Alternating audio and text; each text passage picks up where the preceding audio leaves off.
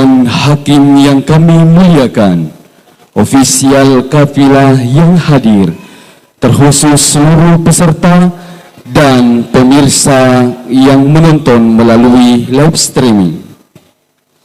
Selanjutnya, kami panggil finalis dengan nomor peserta SQ 012 dengan nomor tampil 5 akan menyampaikan tema dengan judul syarahan penguatan moderasi beragama melalui platform digital. Sekali lagi, inilah finalis dengan nomor peserta SQ 012 nomor tampil 5 dengan judul syarahan penguatan moderasi beragama melalui platform digital. Dengan segala hormat disilahkan.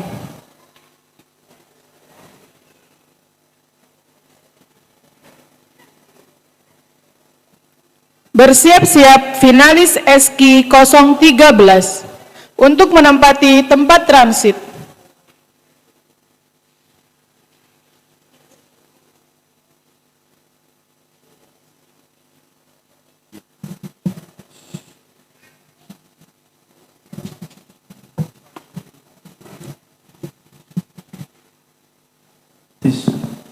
Tes satu tes tes penguatan moderasi beragama. Tes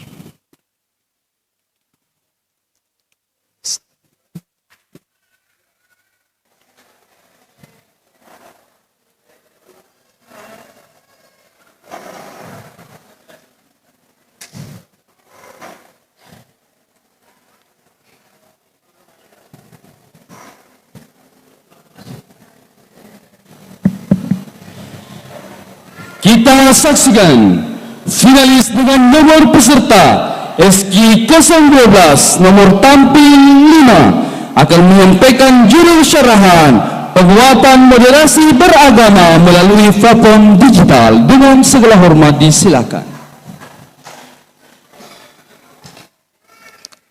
Assalamualaikum warahmatullahi wabarakatuh.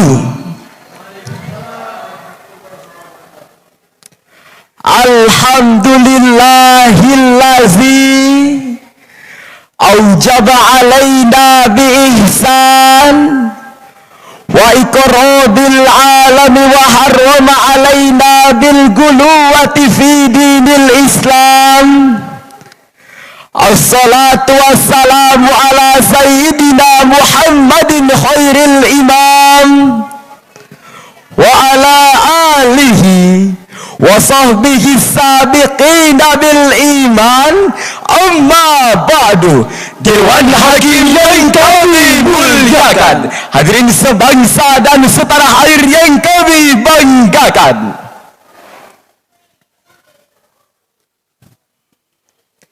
identitas agama merupakan fenomena fundamental bagi seluruh masyarakat Indonesia. Dibandingkan dengan identitas ras, suku, dan spirit kebangsaan. Hadirin, agama diyakini sangat memenuhi kebutuhan psikologis individu terkait identitas diri, harga diri maupun aktualisasi diri. Demikian sekelumit kesimpulan pada Ecolos Association of Asian Social Psychology, New Delhi, India. Konsekuensinya, sebagai penganut suatu agama di Indonesia yang pasti dihadapkan bukan hanya dengan umat seagama, melainkan juga dengan umat yang berbeda agama. Dari segi keyakinan, apakah semua agama benar? Ataukah hanya agama yang dirinya saja yang benar? Pertanyaan tersebut menjadi penting diredungkan karena jika seorang individu beragama memiliki keyakinan bahawa semua agama benar, Ia akan dianggap berakidah samar-samar. akan tetapi jika seorang individu beragama memiliki kesimpulan hanya agama yang dianut saja yang benar, Ia akan dianggap berakidah yang sangar. dan keyakinan seperti itu agama selain dan dianutnya akan dibina ke jalan yang benar. Jika tidak mau, harus dirasakan. Tetapi andai sikap ini yang dikembangkan, wajah agama yang damai dan bersahabat akan berubah menjadi monster yang paling jahat, Teroris yang paling sadis, radikal yang paling brutal, bahkan tidak mustahil jika di negeri ini terjadinya konflik vertikal, diagonal, bahkan horizontal yang menyebabkan kecemburuan sosial dan eksternal. Betul. Lalu bagaimana upaya mengantisipasi agar identitas, ajaran dan perilaku umat beragama tidak menjadi pemicu perpecahan di tengah-tengah kemerdekaan di negeri tercinta ini? Sebagai jawabannya, moderasi beragama dalam bingkai Bhinneka Tunggal Ika adalah tema syarhil Quran yang akan kami sampaikan dengan berlandaskan firman Allah dalam Al-Quran surah Al-Baqarah ayat 143. A'udzu billahi minasy syaithanir rajim.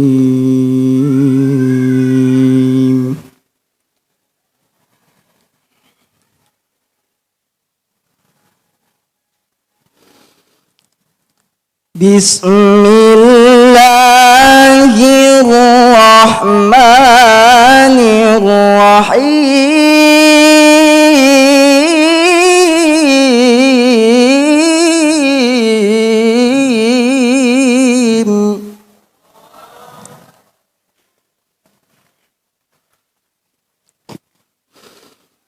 وَكَذَلِكَ جَعَلْنَاكُمْ أُمَّةً وَسَطًا لِتَكُونُوا شُهَدَاءَ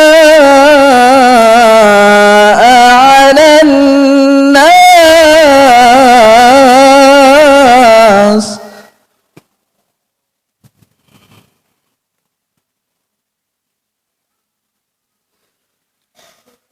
لِتَكُونُوا شُهَدَاءَ عَلَى النَّاسِ وَيَكُونَ الرَّسُولُ عَلَيْكُمْ شَهِيدًا.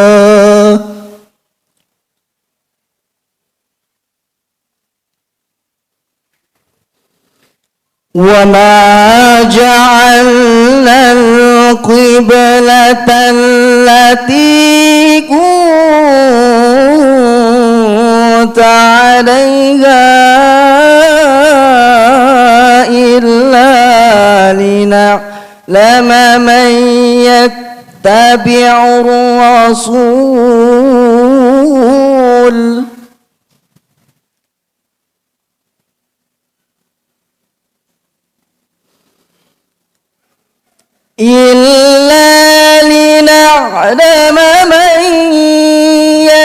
يتبع الرسول ممن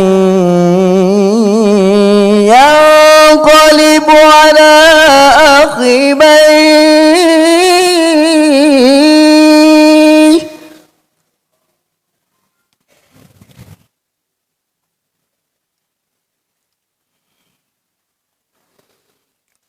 وإن كانت لكبيرة إلا على الذين هدى الله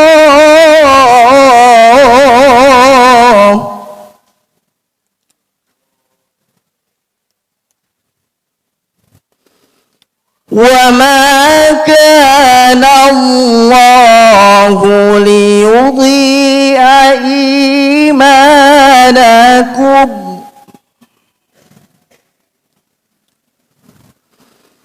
إن الله بالناس لرؤوف رحيم.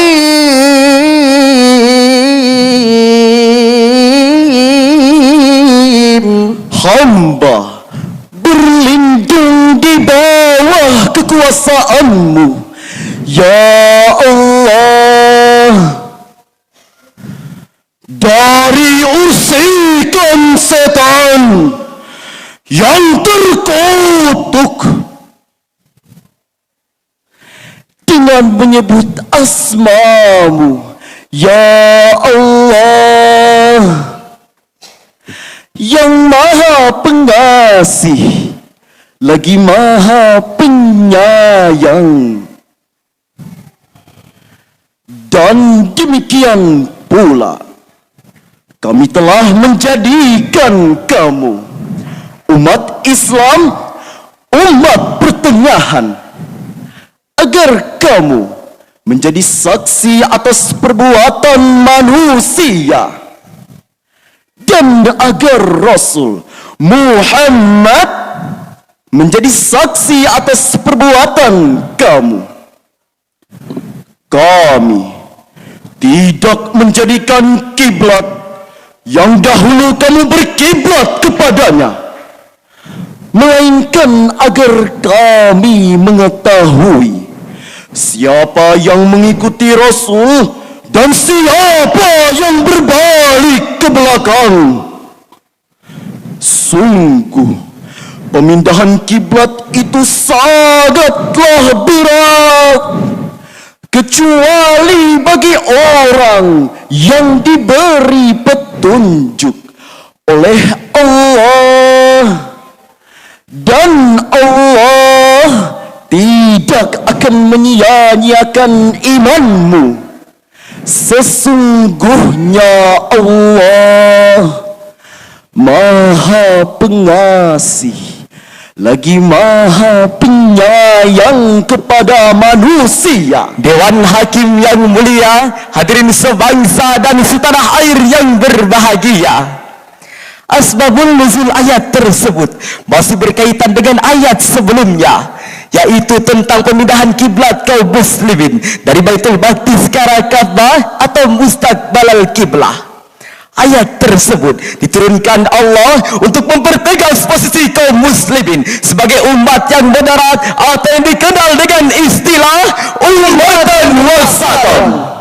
Menurut Syekh Usamah Ar-Rifai dalam Tafsirul Wajiz li Kitabillahil Aziz halaman 23, kata wasaton secara bahasa bermakna pertengahan, seimbang dan pilihan. Secara leksikal, menurut pemahaman Profesor Dr. Muhammad Quraish Shihab dalam Tafsir Al-Misbah jilid 1 halaman 278, kata wasaton dalam bahasa Arab berarti skala yang baik sesuai objeknya. Dalam konteks beragama, berkembanglah istilah ummatan wasaton. Ya lal watan, ya lal watan, ya lal watan, hubbul watan minal iman, wa la takum minal hirman, inhadu alal watan.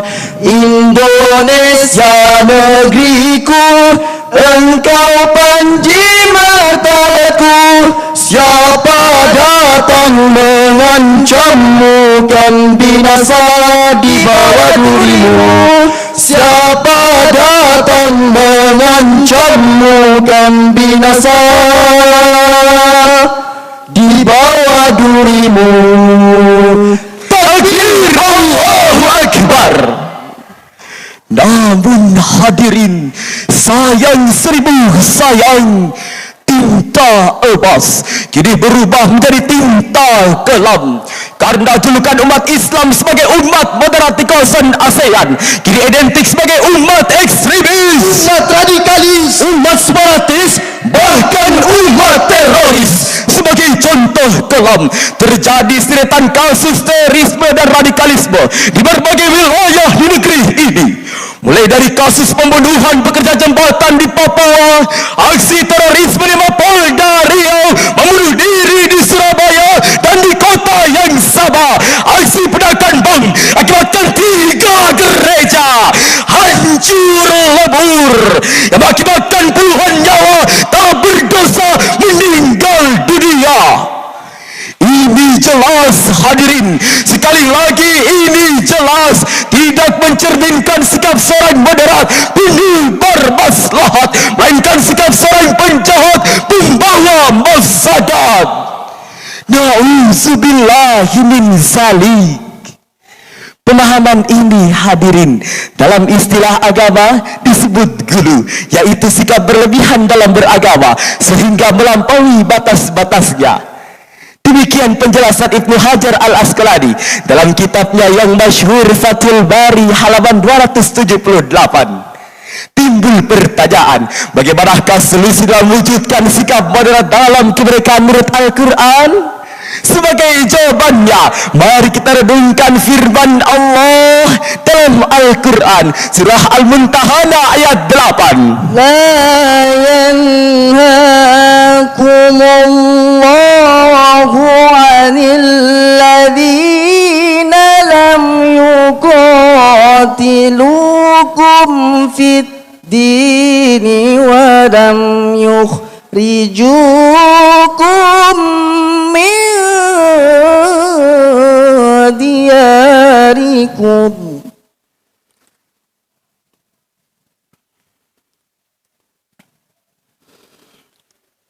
walam yukhrijukum min diyarikum an tabarruhum wa tuqsitu ilaihim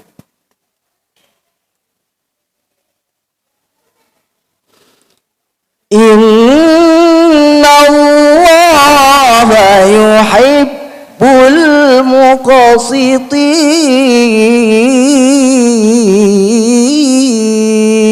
muqsitin. Sadaqallahul azim. Allah tidak melarang kamu berbuat baik dan berlaku adil terhadap orang yang tidak memerangimu dalam urusan agama dan tidak mengusir kamu dari kampung halamanmu. Sesungguhnya Allah mencintai orang-orang yang berlaku adil. Maha benar Allah yang maha agung atas segala firman-Nya. Dewan Hakim yang mulia, hadirin sebangsa dan setanah air yang berbahagia, firman Allah pada ayat tersebut merupakan landasan metode sikap moderat dalam kemerdekaan.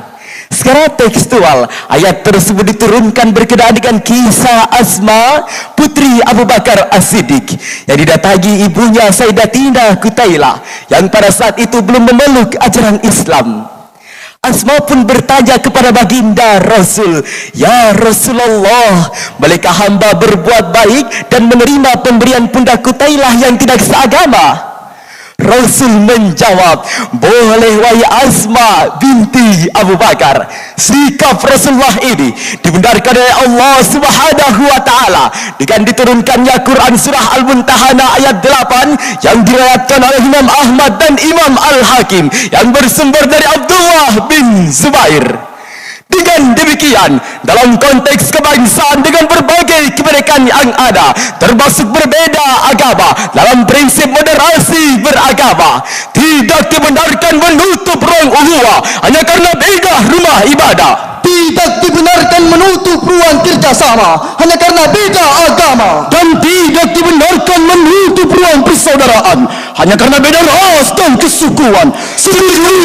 Kini saatnya kita sebagai bangsa menatap masa depan dengan mau bergandeng tangan. Dengan demikian, syarahan tadi dapatlah kami ambil kesimpulan bahawa Indonesia memiliki kemerdekaan yang sangat tinggi, beraneka suku, berlainan bahasa serta berbeza agama. Jika saling berkomunikasi dan bertoleransi sebagai sikap implementasi dalam moderasi beragama, segala perbedaan yang ada akan menjadi modal utama membangun bangsa. Sebelum kami tutup syarahan ini, marilah kita berdendang bersama syair yang diciptakan oleh Buya Hamka. Ulama pemimpin Islam, dengarlah. Demi agama sadarlah. Ulama pemimpin Islam, dengarlah. Demi agama sadarlah. Hentikan pertikaian, ciptakan perdamaian. Hentikan pertikaian, ciptakan perdamaian menuju persatuan. Kalam Tuhan, Allahu Akbar, Allahu Akbar, Allahu Akbar. Jalan-jalan bersama kerabat, singgah sebentar membeli pulsa. Indonesia sungguh sangatlah hebat dengan moderasi beragama guna mempersatukan bangsa. Wabillahi taufiq wal hidayah wa ridal inayah wa tasimu Wassalamualaikum warahmatullahi wabarakatuh.